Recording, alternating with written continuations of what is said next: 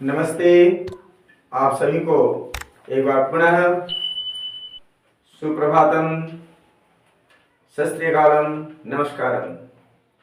आइए आज की इस ऑनलाइन कक्षा में शब्द रूपों का प्रयोग कैसे करते हैं वह सीखेंगे।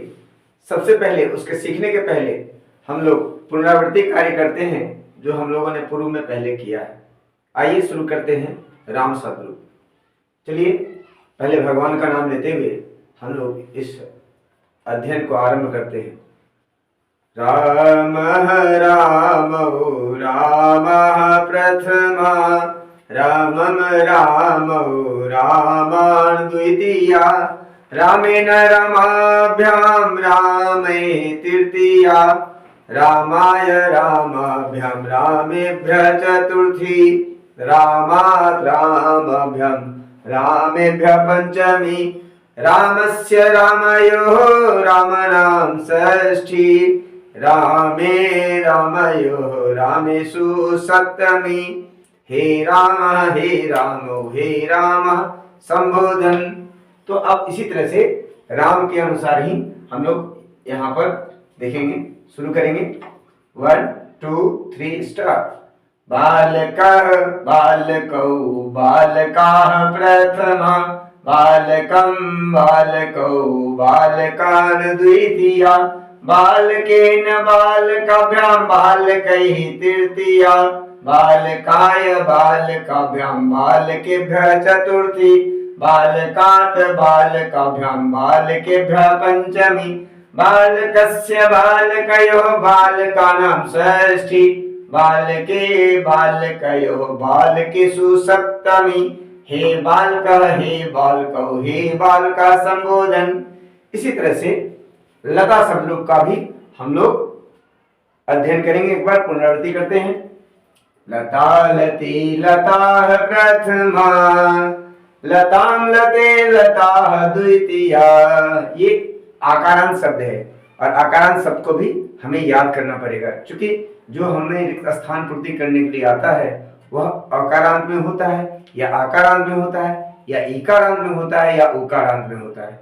तो बिना शब्द रूप के प्रयोग, बिना शब्द रूप को जाने we can't able to use correct word in fill in the blanks. Okay, तो इसलिए शुरू करते हैं। आकारांत। लता लती लताः प्रथमा, लतां लते लताः द्वितीया, लतया लताभ्यां लताभिः तृतीया, लतायै लताभ्यां लताभ्यः चतुर्थी, लताया लताभ्यां लताभ्यः पंचमी, लतायाः लतयोः लतानां षष्ठी, लतायां लतयोः लतासु सप्तमी। हे लते हे लताः संबोधन। हे लते हे लताः संबोधन। अब इसी तरह से अस्मत् शब्द रूप। अहम अवां वयम, माम अवाम अस्मान्, मया अवाभ्याम अस्माभिः, मह्यम अवाभ्याम अस्मभ्यं, मत् अवाभ्याम अस्मत्, मम आवयोः अस्माकं, मयि आवयोः अस्मासु। अहम अवां वयम, माम अवाम अस्मान्, मया अवाभ्याम अस्माभिः, मह्यम अवाभ्याम अस्मभ्यं, मत् अवाभ्याम अस्मत्, मम आवयोः अस्माकं, मयि आवयोः अस्मासु। इस तरह से आप अस्मत् शब्द रूप को भी याद कर सकते हैं और अस्मत् शब्द रूप को याद करने के साथ साथ आपको इकारांत शब्द रूप को भी याद करना होगा। तो आइए इकारांत शब्द रूप को भी हम सभी अभ्यास करते हैं। मुनिः मुनि मुनयः, मुनिः मुनि मुनयः, मुनिं मुनि मुनिन्, मुनिना मुनिभ्यां मुनिभिः, मुनये मुनिभ्यां मुनिभ्यः, मुनेः मुनिभ्यां मुनिभ्यः, मुनेः मुन्यो मुनीनां, मुनेः मुन्यो मुनीनां।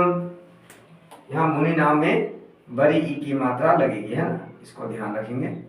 मुनि नाम, कस इसमें जोर देते हैं, स्ट्रेस देते हैं, याद रखेंगे। मुने मुन्यो मुनीनाम, मुने मुन्यो मुनीनाम, मुनौ मुन्यो मुनीषु।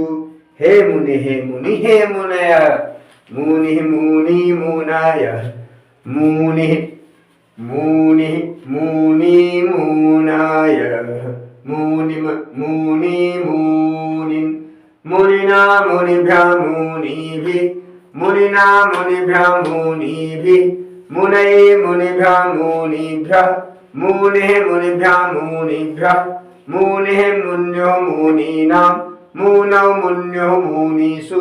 हे मुनि हे मुनय। इस तरह से आप मुनि शब्द जब याद कर लेंगे, फिर ये इकारांत शब्द हो गया, ये इकारांत पुल्लिंग है, और इकारांत स्त्रीलिंग भी आपको याद कर लेना है। मति होता है, मति, इसी तरह से मति मति मतय, मति मति मति। मति जो शब्द रूप है, मति शब्द रूप में ध्यान रखेंगे, केवल बस इतना ही चेंज होता है। जो यहाँ पर मुनिन है, यहाँ पर मुनिन है, यहाँ पर ये बड़ी ई की मात्रा हो जाएगी बस, बाकी और कुछ भी सबसे में मति मति मतय, मति मति मति, तिहि बड़ी की मात्रा है, मति मत्या। अब यहाँ मुनिना है, यहाँ पे वहां पे मत्या हो जाएगा, मत्या मतिभ्याम मतिभि, मतय यहाँ मुनय है तो यहाँ मतय, मतय मतिभ्याम मतिभ्यः, मते मतिभ्याम मतिभ्यः, मते मत्योः मतीनां, मतौ मत्योः मतीषु। हे मति हे मते हे मति हे मतय। तो इस तरह से इकारांत पुल्लिंग और इकारांत स्त्रीलिंग यह आपके परीक्षा के लिए महत्वपूर्ण है। यह सभी आपके सिलेबस में है और यह आएंगे ही आएंगे, इसलिए इन्हें ध्यान पूर्वक इसे याद कर लेंगे। बार बार वीडियो को आप जब सुनेंगे, या बार बार जब इस क्लास को सुनेंगे तो निसंदेह आपको याद हो जाएगा। आइए साधु उकारांत शब्द रूप, साधु साधु साधव। देखिए कितना बिल्कुल लय में याद करेंगे, याद हो जाएगा। साधु साधु साधव, साधुम साधु साधु, साधुना साधुभ्याम साधुभिः, साधवे साधुभ्याम साधुभ्यः, साधु साधुभ्याम साधुभ्यः, साधु साध्वो साधूनां, साधु साध्वो साधुषु। हे साधु हे साधु हे साधव, हे साधु हे साधु हे साधु हे साधव। यहाँ पर ये चूंकि एक्सक्लेमेशन लगाना पड़ेगा, ये विस्मयादि बोधक है, इसलिए इन्हें लगाना बहुत जरूरी है।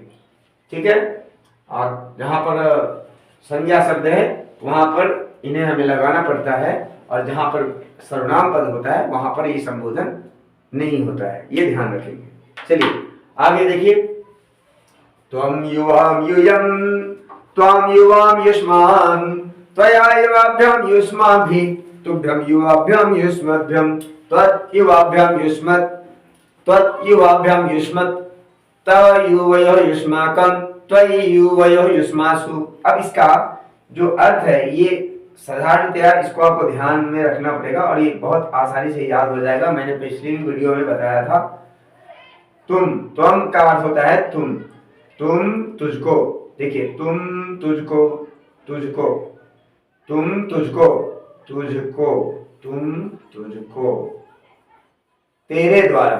ठीक है, तेरे द्वारा, तेरे द्वारा, त्वया यह तृतीया है, और तेरे लिए, तेरे लिए, तेरे लिए। इसी तरह से तुझसे, तुझसे यहाँ हो जाएगा तुझसे, और ये तुम्हारा, तुम्हारा हो जाएगा ये, और ये तुझ में हो जाएगा, तो तुझ में, ये ध्यान रखेंगे। देखिए अब ये पहला जो है ये इस सभी को ये कम से कम याद होना चाहिए, और चूंकि प्रायः ये पूछा जाता है, और ये जब वाक्य सीखेंगे तो उसमें भी काम आएगा आपके और नेक्स्ट क्लास में।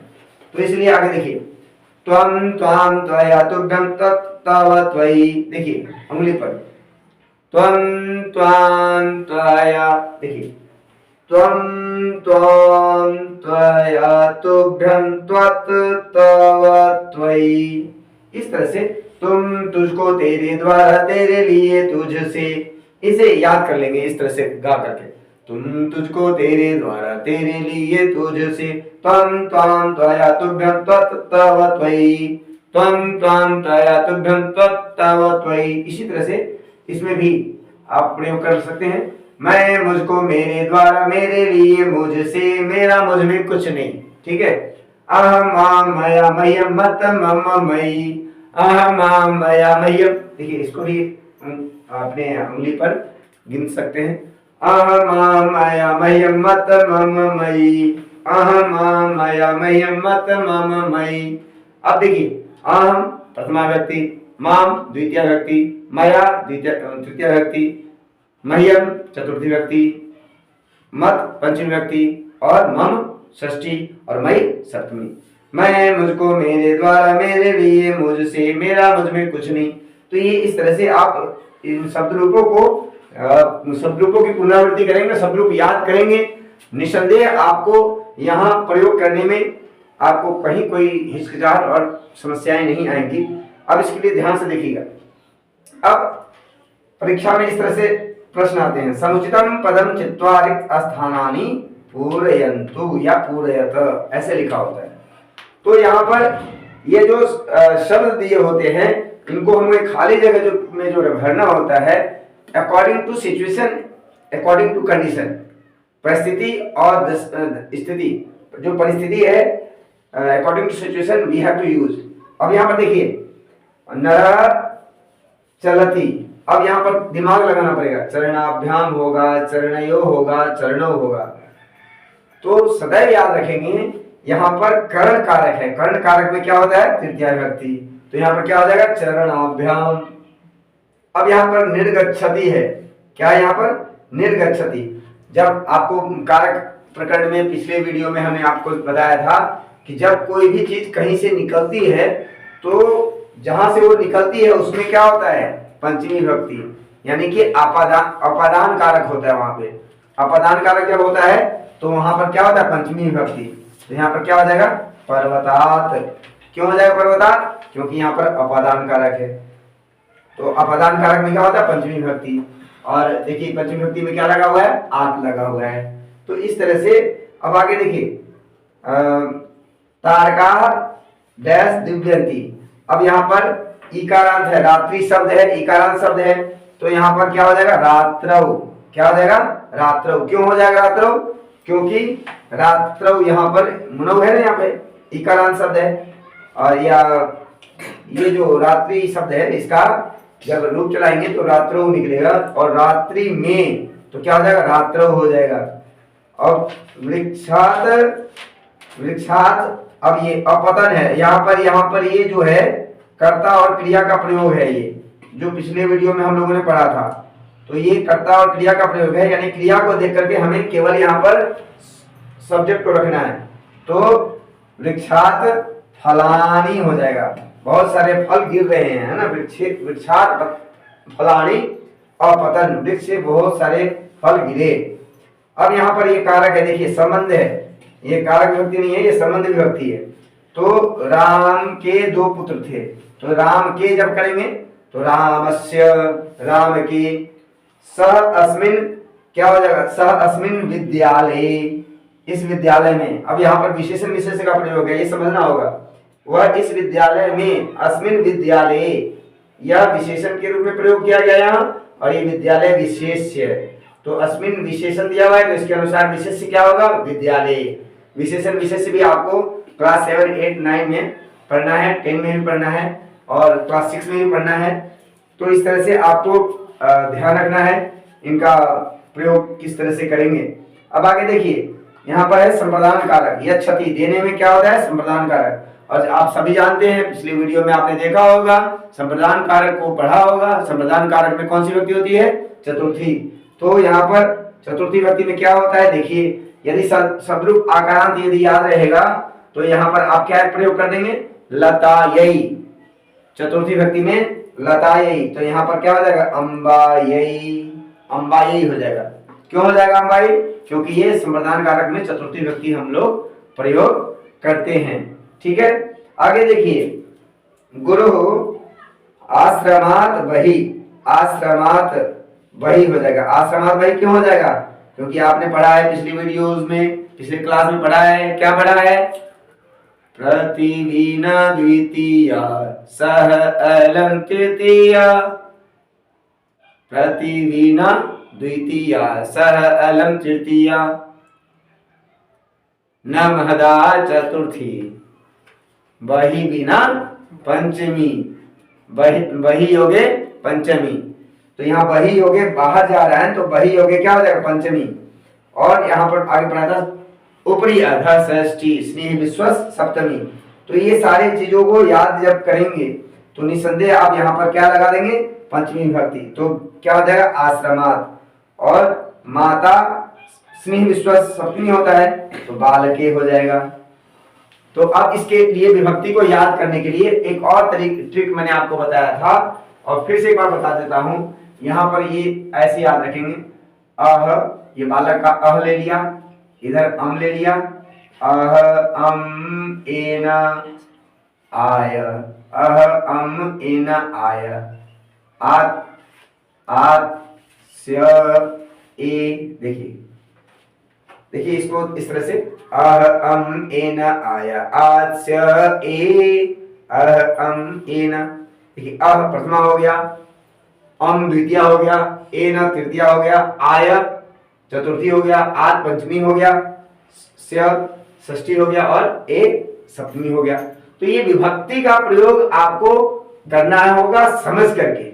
और समझेंगे कैसे? अब यहाँ आपको पढ़ाया गया है, पहले भी पढ़ाया गया है, कर्ता ने कर्म को करण से के द्वारा, है ना, करण से के द्वारा, और ये संप्रदान के लिए, संप्रदान के लिए, आपादान से, संबंध काके की, और अधिकरण में पर संबोधन हे हो है। ठीक है, तो ये आपको ये हिंदी में बताया गया था। तो ये इस तरह से आप मीनिंग निकाल सकते हैं। अब बालकाय लगा हुआ है, आया लगा हुआ है, तो यानी कि बालक के लिए। ठीक है, तो इस तरह से अर्थ को जान करके आप यहाँ पर समझ करके, सेंटेंस को समझ करके, आपने तो पिछले कक्षाओं को यदि ध्यान से पूर्वक पढ़ा होगा, समझा होगा, तो आप समझ गए होंगे कि कर्ता के अनुसार क्रिया का प्रयोग, यह तो आ गया होगा कि कर्ता यदि एक वचन में रहेगा तो क्रिया एक वचन में, कर्ता यदि मध्यम पुरुष का है तो क्रिया भी मध्यम पुरुष एक वचन की। तो इस तरह से आपने देख लिया है पिछले क्लास में। अब इस क्लास में आपको बस यही फोकस करना है कि you have to remember this शब्द रूप। आपको एनी कॉस्ट इन शब्द रूपों को याद करना होगा और उसके बाद इन अर्थों को समझते हुए, कारक विभक्ति को समझते हुए, यहाँ फिल इन द ब्लैंक्स जो भी है उसको आपको भरना होगा।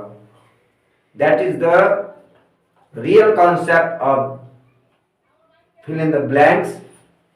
सो please once again all of you, very thankful to you that you have listened carefully and patiently this channel, these videos. So many thanks once again. सभी को नमस्कार।